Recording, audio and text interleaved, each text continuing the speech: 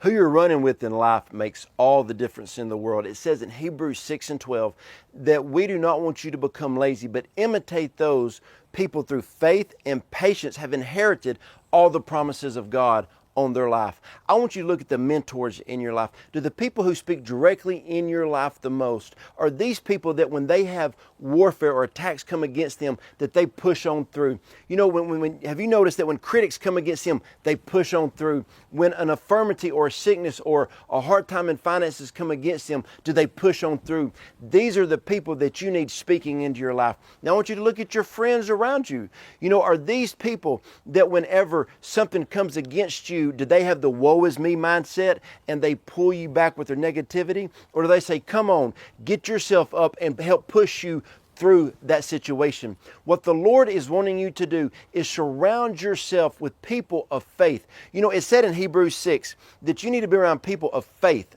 and patience. And when you get around those people will inherit the promises that God has spoken over their life. And for me and my household, we are going to accomplish every single thing that God has called us to. And one of the number one things that we have to do is surround ourselves with people who are going towards the things of God. See, God gives you an amazing call or purpose for your life, but you got to understand the devil's going to try to put roadblocks. He's going to try to put mountains around you, but you're going to need people around you to encourage you to keep on going through those roadblocks. Pray against those mountains and watch them melt like wax in the presence of the Lord. So I'm asking you today, who are you running with?